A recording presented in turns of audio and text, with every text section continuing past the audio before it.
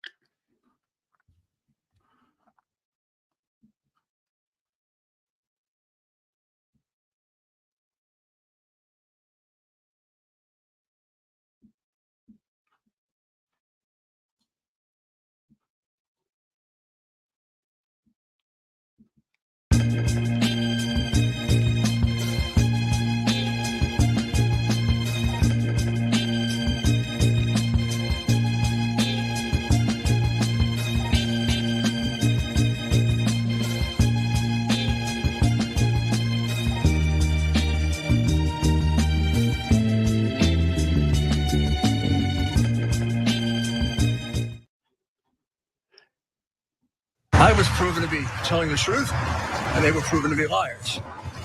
Once again, that will happen.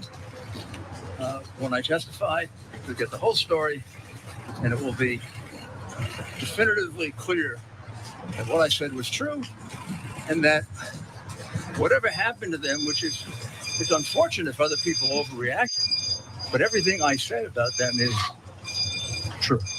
That's a crazy thing. It is a crazy thing. Go ahead, girl. It's a crazy thing. This guy, he says when he testified. Y'all caught that, right? Y'all caught that, right? Well, he didn't testify. The jury has the case now. And as Power 96 says, he says Rudy belongs in hell for what he did to Shay Moss and Miss Ruby Freeman. I hope they take everything from him. And then, of course, Power 96 says even his hair dye. And they're about to get it all. Rudy's been a fraud ever since he was the U.S. attorney in New York back in the 80s. He's a fraud. He was a fraud as mayor. He's a fraud. And he's about to be taken apart. Welcome this morning to Let It Be Known, the Black Press's premier digital show. We're going to talk this morning about something else. Something's always disturbing.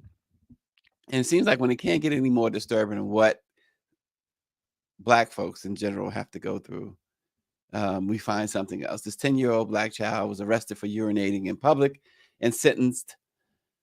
And of course, you know where it happened.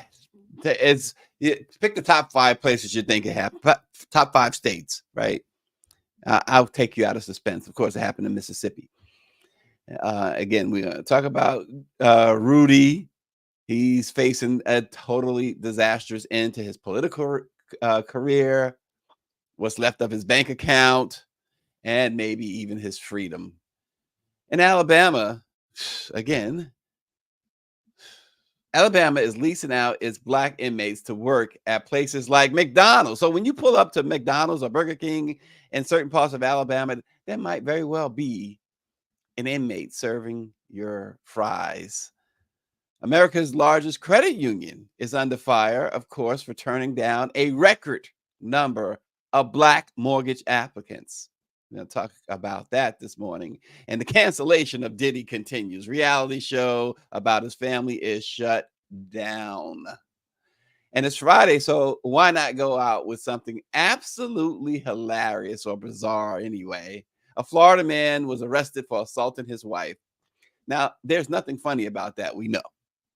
But wait until you find out exactly what this man did. Oh my goodness. All that. And then I have a personal uh rant, if you will, this morning. It's not going to be that long. It's hilarious to me, actually. So I sign up every time. I don't know if y'all do this, but every time there's like a class action lawsuit and they send you, something in the mail or sign it or whatever. And I've been getting checks from everywhere. I don't care if I was like 5 minutes in this credit union or 2 minutes on this website or whatever. I was affected. I signed the papers. Checks come in. They're not much. $9 here. Sometimes I think I got a check for like $103 once. But there was this $35 check that I got recently, about a month ago. And I stuck it in the car, in the little dash there, because I was going. Whenever I come, I'm gonna go out my way to go to the bank it's gonna cost me $35 to get to the bank, the way gas prices were. So that was there forever. So I said, I'll wait. And then one day I needed to go to the bank. This is like the other day. I needed to go to the bank. I said, all right, let me take that check. So in the car, my wife's in the car, daughter's in the car. I'm like, where's the check? Where's the check? $35. Where's the check? My wife threw the check away. First of all, I knew she didn't say she threw it away, but she threw it away. She went in her. She's like, "Oh, you mean I don't know." She goes in her bag. She's like, "Well, I don't have it." She tossed the check. She's probably cleaning the car or something. She tossed. Now all of a sudden, I feel like I need that $35. So somebody want to give me $35 to use that check? Oh my God! I know Power 96 gets those checks too. Come on, let's go. Stop it. Anyway, an attorney in Mississippi is preparing to file a federal lawsuit after a 10-year-old black child was arrested and sentenced to a 3-month probation for urinating in public. Police arrested he's in the third grade. He urinated outside his mom's car back in August. And the child's mother, Latanya Eason, was in a meeting in a nearby building when an officer came inside and told her that he'd seen her son relieving himself. Well, Eason told Huffington Post that she then went outside to ask her son why he'd done that. And his sister replied that a bathroom hadn't been available. Well, more officers arrived at the scene. Oh, it's such an emergency. This black child has urinated outside his mother's car. So they had to bring in the SWAT team. The officer who witnessed the child urinating initially did not want to arrest him. Well, it's like, okay, you're not a hero because you didn't want to arrest him. Why would you arrest him? But a lieutenant advised him to arrest the child. They took him into custody, placed him in a jail cell, and questioned him without the mother being present. When she arrived at the precinct, she said the police did not take me where my baby was. It was taken away. It was taken way too far and out of hand, she said. It should have never happened. That first officer that made contact with him saw him do it, allowed him a break, and that should have been that. It really did not take 4 more officers to pull up. He's only 10 years old. The child was charged in youth court this week as a child in need of supervision. All 10-year-olds need supervision. But they're gaslighting here. So part of the terms of his probation, 10 years old, this is what they want. So they make sure to start real early. 10 years old, now he got a record. He's going to be required to check in with a probation officer once a month for 3 months. And then get this. Say you're a racist without saying you're a racist. They require him to write a 2-page report about Kobe Bryant. Senator Hughes That's my man there. Senator Hughes has joined and he's watching this morning. Y'all know who Senator Hughes is. Y'all watch I know he probably said, why would you say that? Well, y'all watch Abbott Elementary. His wife is one of your favorite actresses. Senator Hughes has always been stand up. That's been my man forever down in Philadelphia. Good morning, Senator Hughes. But it is outrageous. It is absolutely outrageous. Make him write a report on Kobe Bryant. The prosecutor suggested now, and then it doesn't get any better. The prosecutor says, I'll increase the charges if you don't agree to this probation terms. I'll increase them to what? Oh, let me not say that, right? Because you know they'll find something. They will find something. It's unbelievable. This is a 10-year-old third grader. We also welcome the National Network on Cuba. They're watching this morning as well. We appreciate all you guys. Please share it, our broadcast on your platforms as well. Hit the share button. But this is America. Once again, this is America. So, of course, the family is going to file a lawsuit here, but the damage is done. The damage is done. People say, why do you go after money? Well, again, that is the only remedy. It's the only remedy. Don't hate on them because they're going to sue. And they should. They should. Because that's the only recourse they have. As a result of the investigation, one of the officers involved is no longer employed, says the commissioner, and the others involved will be disciplined. Yes, good morning to the National Network on Cuba. Been wanting to go to Cuba. When Barack Obama was president, he lifted that whole blockade thing, and then when Donald Trump took office, he put it back in place. And it's never been. This administration has not.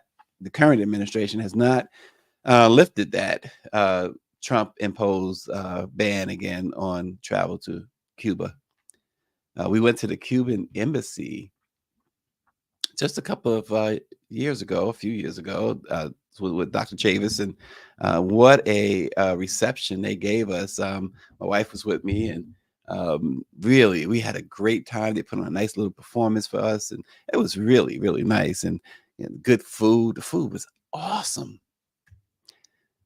I know I digress, but this things like this is really upsetting. But this is why you have the Black Press of America. We have to bring you this stuff. And kudos to the Huffington Post. They're not Black, but they was the first to report this. So good for them. And hopefully we get more reporting, even in mainstream, that concerns us, that lets us know. For those out there sleeping, I saw this internet post, X post. These it's a bunch of Black guys, and we know what, as journalists, we don't take sides, and even when it comes to political stuff, when it comes to who should win or who should lose or whatever. But these is about 10 Black guys surrounding Trump, and one of the guys in the photo captioned the photo, "My N-word Trump." He said my N-word and my president Trump. So we have to enlighten folks. We really have to enlighten folks. And the Black press has been doing it for 197 years, and we intend to continue doing it. And so thanks for joining us this morning. Rudy Giuliani is in trouble, and he should be. The disgraced politician, once known for some crazy reason as America's mayor. Even that was a joke. And now known as a punchline, is about to face the most disastrous court ruling of his life. And it will only get worse from there, as highlighted in a very brilliant expose on this website, DNZ or something like that. It's a New York blog. Giuliani is poised to get hit with a multi-million-dollar ruling against him over his baseless accusations of election fraud against 2 poll workers. Y'all heard him at the top of the show, doubling and tripling down, but then refused to testify. After that civil trial concludes, he'll turn around and begin preparing for a criminal trial in Atlanta, where he's facing many of the same racketeering charges he once wielded as a federal prosecutor. Isn't that lovely that he wielded against mobsters in New York, or alleged mobsters? And throughout it all, old Rudy has a long list of creditors, from former associates to contractors to many individuals who are hounding him for money he owes them. For Rudy, the shameful Giuliani, the shameless, 2023 will likely end in penniless defeat. But 2024 is shaping up to be even worse. It could actually end up with him in prison. At the moment, his most immediate problem is this defamation suit that the jury is, as we speak, deliberating his fate. And as David Youngblood says, those women are about to get paid. At least they'll have a huge judgment against him, because Rudy he doesn't have any money. So the jury in the nation's capital spent all week. They heard the conspiracy crazed Giuliani ruin the lives of these 2 innocent Georgia poll workers. You know, I knew someone who was a poll worker once, who did some poll work anyway, I should say, and just absolutely love volunteering to do poll work. And so you think about Ruby Freeman and Shay Moss, and the fact that they were just simply doing a volunteer work. Never said they had a dog in the fight. And a mother-daughter doing something together that apparently they enjoy doing it, because again, it's a volunteer thing. And then this guy comes along. Austin says, put him in a homeless shelter, then send him to Rikers.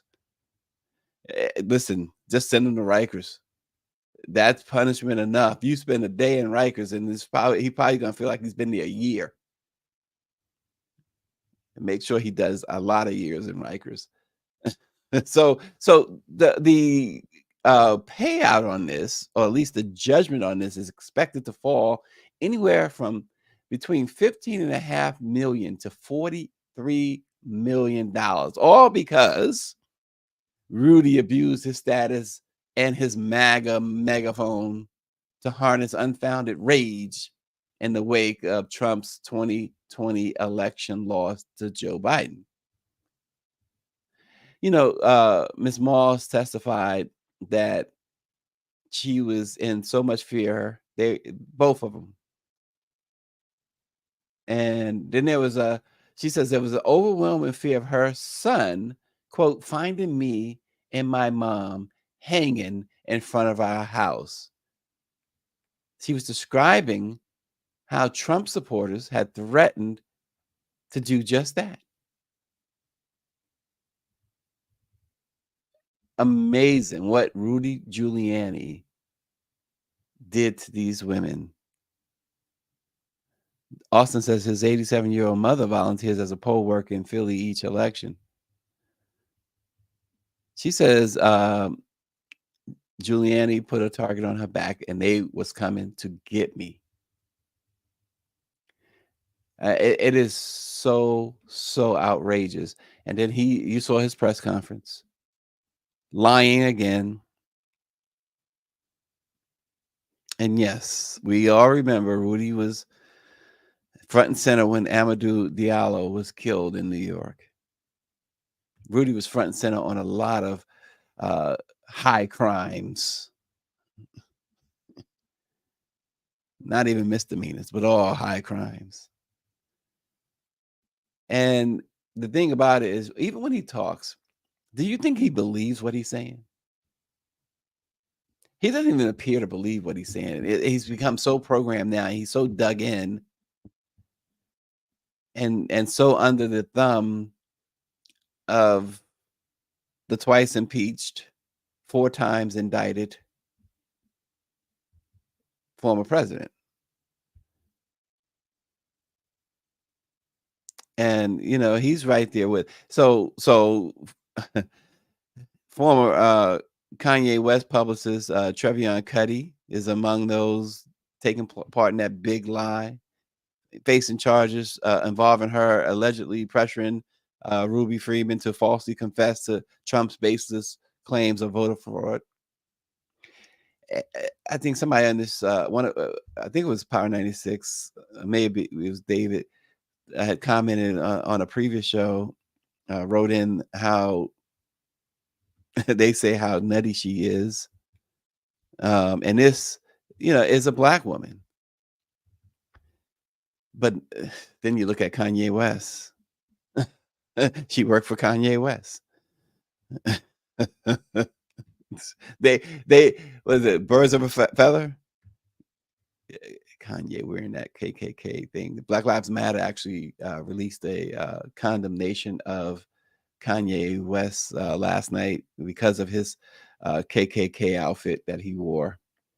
But nonetheless, this is what it is. So Giuliani, I would imagine that this jury will come back with its punishment today, sometime today.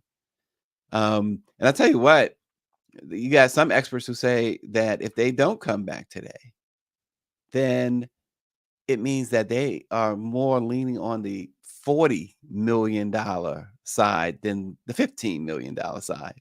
The longer they deliberate, the more they experts feel that the more of a hit is going to be to Giuliani. And it's so interesting because in a criminal trial, legal experts always say the longer the jury takes, the better for the defendant. Say good morning to Brandon Jarvis. Thanks for joining us from Twitter. So we'll see. We're going to get a verdict from that jury at any time. So we will see what unfolds. But Giuliani is, as some would say, getting his just desserts. Gosh, what a way to end or spend the rest of your life. Switching gears, we talked earlier about Mississippi. We're going to stay in the South and go to Alabama. Here's a disturbing story. A group of current and former Alabama prisoners have filed a federal lawsuit alleging that they were trapped in a modern day form of slavery by being forced to work at fast food chains for meager or no compensation. It's a comprehensive 129-page complaint that seeks class action status. It contends that the prisoners were victims of a convict leasing system, compelling them to work under exploitative conditions while the state of Alabama and its corporate partners reaped substantial profits. I wrote about this. You can see this at blackpressusa.com. This is absolutely horrible. The lawsuit filed in the U.S. District Court for the Middle District of Alabama and first reported by the website Law and Crime implicates over 24 state officials, including, of course, Governor Kay Ivey, and as well as Attorney General Steve Marshall, alongside numerous government agencies and private employers, including the Alabama Department of Corrections. The inmates are arguing that these entities have violated the Trafficking Victims Protection Act. The complaint also noticed that while about 27% of Alabama's population identifies as Black or African American, double that percentage constitutes the Black incarcerated population.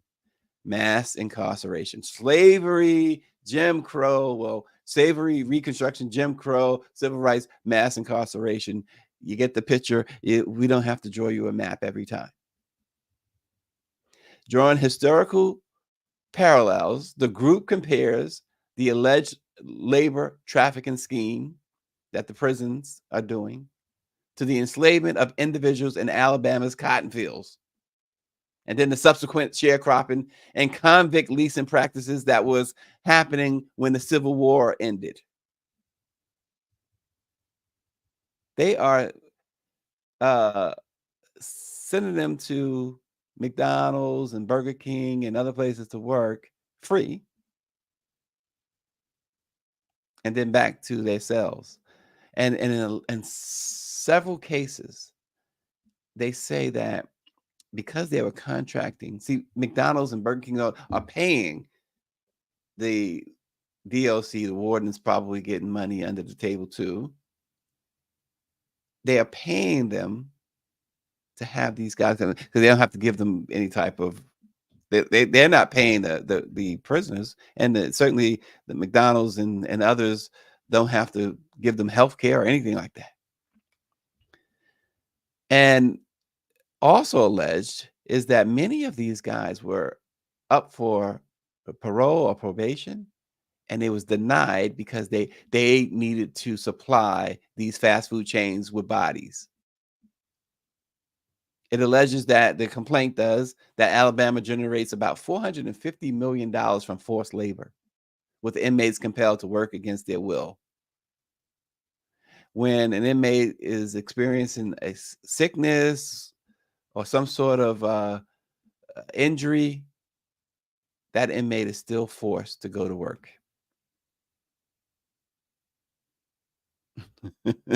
Power 96 says fast food using prison labor in Alabama. Now, if that ain't the most Confederate thing in the USA, I will whistle Dixie.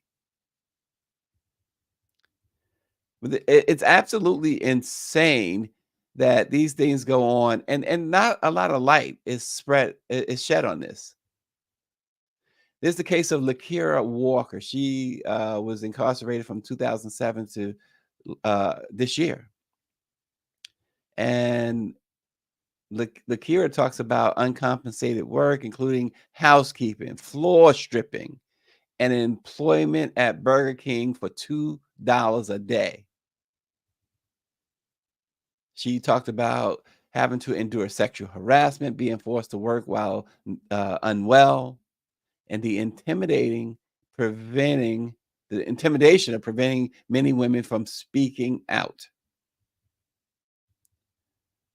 This is what's going on in the Alabama prisons. So, and if you need more understanding about systemic racism, as we've been talking about this morning, how about Navy Federal Credit Union, the largest credit union in the United States, has allegedly exhibited the most substantial racial disparities in mortgage approval rates among all lenders. Those disparities reached new heights last year with the approval rates for white and black borrowers. The Consumer Financial Protection Bureau their data shows that the Navy Federal Credit Union approved over 75% of white applicants for new conventional home mortgages last year.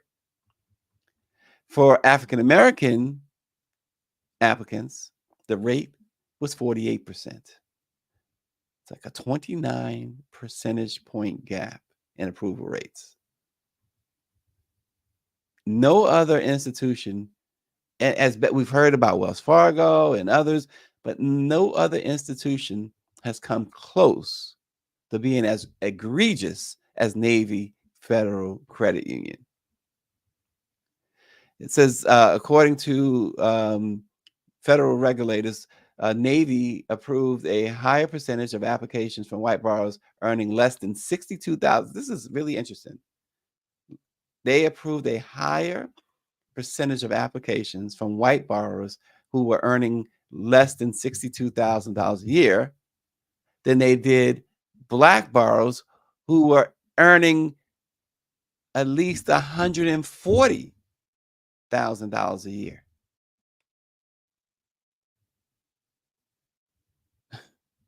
That is absolute. You think about that. So if you were white making less than $60,000 a year, all credit being equal, credit scores being equal, you had a much better chance, and you did, had a much better chance of getting a home loan from Navy Federal Credit Union than a black borrower who was making over $140,000, more than twice what the white person made. It is, it's really eye opening. I mean, it's not surprising anymore, right? But it's still when you break it all down and you really take a, because sometimes we will just we'll regurgitate the numbers, not even the numbers, but just the fact that we notice systemic racism. We know that there is racism in all walks, particularly when it comes to mortgage lending. We know about the appraisal side of it too. We brought those stories of how this famously a black couple in Maryland had to take down their pictures and put up pictures of white folks, white families, and have their white friends stand in and pretend to be the owners. And the home appraisal was like 3 times the amount. But when you break down the numbers, that's what really comes into play. Their approval rate overall for white applicants last year was over 77%. For Latino applicants, it was about 55%, and for black applicants, it was 48%. And they break these things down. They break them down this way. They say, with all things being equal. Not all things, because again, the credit scores and credit worthiness is all the same. The incomes are vastly different. As we brought out, white applicants who make less than $60,000 got mortgages over black applicants making over $140,000. Yeah, Dr. Nicole says that's crazy. Hopefully accounts will be closing all over as this story gets out.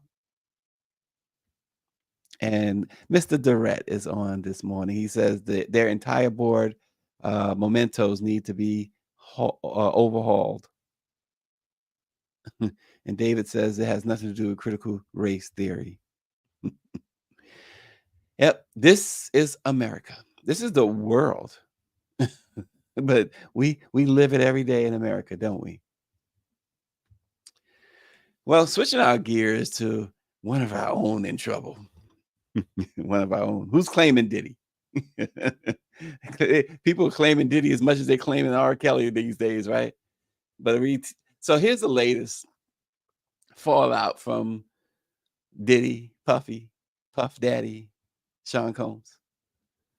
A reality TV show about Diddy's family, which was set to air soon on Hulu. Hulu said no deal. We're done. We're not doing it.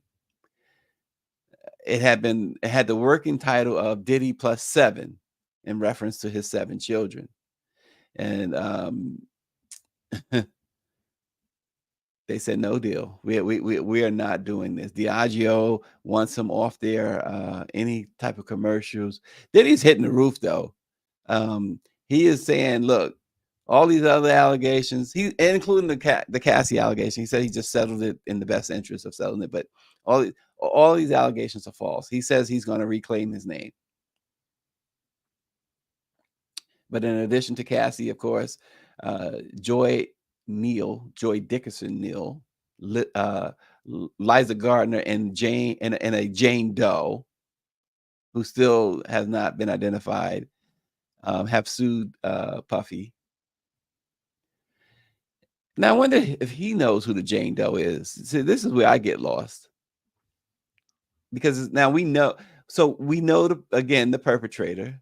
In some cases, should the Jane Doe be allowed to be Jane Doe? Because it is an accusation. So it's not a proven fact yet. But nonetheless, I'm not here to fight that point. But Diddy is he's going to be cooling his heels at least for a long time. At least for a long time. And once again, it's time for that talk. I just think that these particularly so Me Too was not about Hollywood. It wasn't supposed to be about Hollywood. Of course, it was hijacked to be about Hollywood. The black woman who founded Me Too it was about the workplace, the 9 to 5, and what goes on there. And then, of course, Hollywood hijacked it, refused to give her credit or whatever they're making off this Me Too movement. She's not. She's definitely not. But having said all that, it's past time to get people in the room. Let's talk about our culture, the culture that permitted all of this, the culture that allowed uh, not just hip hop guys, but they say take care of your own house first, right? Because this rock and roll was long before hip hop. They were doing the things that Diddy and others are alleged to have done. And the only difference is their stuff that was back before it started back before social media and all this stuff and the cancel culture and people today are getting multi-million-dollar payouts. There's a belief that Cassie's payout from Diddy was $100 million. But we got to talk about why we here, what got us here, because there are kids coming up in that genre who are only learning from those who came before them, who are teaching them. This is how do you behave. Women are just video vixens. Women are just there for you to have whatever pleasure you choose. And they are not to speak. They are not to. It's awful. So it's time. And you have enough. And again, I'm going to stay within the genre of hip hop. You have enough strong or apparently strong Black female voices in hip hop that can have a conversation and that can really perhaps make a dent in this and maybe start changing the culture a bit, because it doesn't have to be. It's too much money in hip hop for them to be doing these despicable things. If Diddy bringing in and look, 50 Cent is about to drop a reality show, Surviving Diddy. You can expect that in 2024. But there's enough money there. You don't have to be doing these things that is alleged that Diddy did to Cassie, that Diddy did to these other women. And it's not just Diddy. We're not picking on Diddy. Again, innocent until proven guilty, supposed to be. And the Black press is going to maintain that standard. But you got to change even if you felt like, because a woman can say no at any point, and you have to honor that no. But even if because a lot of these women that are coming forth, they were put in positions perhaps where they felt they couldn't say no. And it's not to say the women, listen, y'all have heard me before. It's not to say that the women who make these allegations, they say believe the women. Yes, you want to believe if somebody comes forward and says this happened to me. Why question it, right? As far as saying, not necessarily question it, but who am I to say you're lying? But here's the test: it's the court of law. See, now Greer wants to take me to Jackson Land. No, and she's not talking about Michael. Talking about Jermaine. So just to give that context. So we were it was circulated, a picture of Jermaine was circulated, and it wasn't that, well, that one too, and folks were talking about his hairline. Um Now, he used to be my homeboy, so and yeah, we don't see eye to eye at all anymore. I don't want to pile on, but somebody asked a question. I think it was Austin or Barrington. Was people around him, they don't say nothing to him. Well, I was living in Queens at the time. At an apartment in Queens, and Jermaine would come over. When he would come in from California, we'd go up to Connecticut and stuff and hang out or whatever. And he'd come to, and every time he came to the park, and I lived in the hood, and every time he'd come over, particularly in the daytime when folks would recognize him, and black kids, let me tell you, they don't hold back. These kids getting on his hair, talking about the shoe polish on his hair and things of that nature. And he just walking, and he would handle it. He would handle it pretty good. And I wouldn't say much because there's nothing you could say. They were telling the truth. And listen, I would say, well, why do you do that? And you know what Jermaine's response would be? To me, yes, I can look, and he can't get mad even if he's watching this or would watch it. He would say, "I'm Jermaine," and the ladies love Jermaine. It's like LL Cool J. The ladies love LL. That's Jermaine.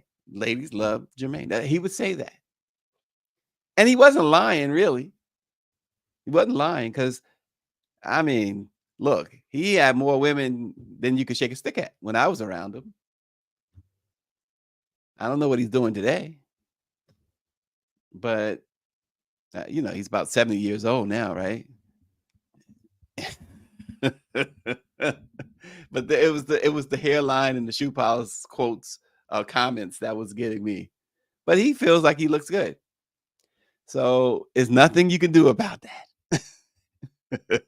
I mean, he's still black, right? He didn't do. That's a diss to Michael, right? He didn't do Michael. He didn't do Latoya because Latoya is an alien. If you've never seen an alien before, go see Latoya Jackson. Oh my gosh. Southbound 3000 says, Jermaine, don't take it personal. Take the bitter with sweet. Easy come, easy go. Yeah. I don't know what happens to celebrities. It's not, obviously, it's not just black celebrities. Celebrities in general. Well, Jermaine, you know you wrong for this, man. His hairline looks terrible. Like back in the day, his hairline looked straight back then, but now it looked like a hot mess, man. I don't know what he was thinking about, man. I know he ain't got no real friends in his life to tell him the truth. Like, man,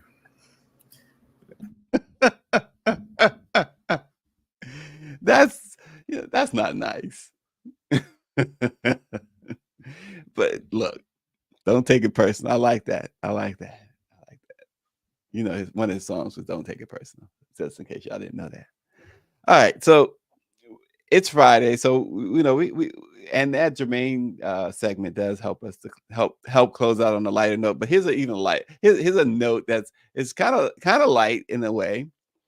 But a judge in Florida has ordered a man to have no contact with his wife after he was arrested for allegedly striking her in the face with a thrown sausage.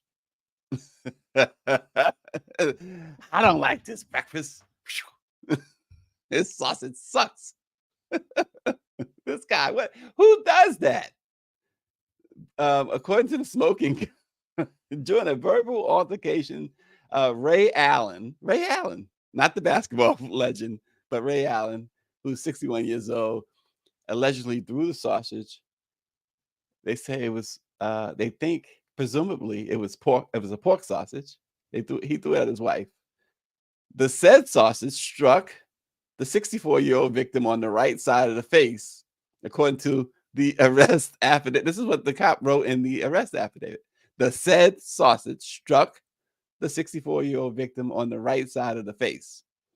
EMS workers responded to the couple's home in St. Petersburg and washed the victim's eye out with a saline solution. Allen was arrested for domestic battery and booked into the county jail. He was released from custody on his own recognizance. He's pleaded not guilty to the misdemeanor charge, while a circuit court judge issued an order barring him from contacting his wife. Cops indicated that alcohol, thank you very much for this part.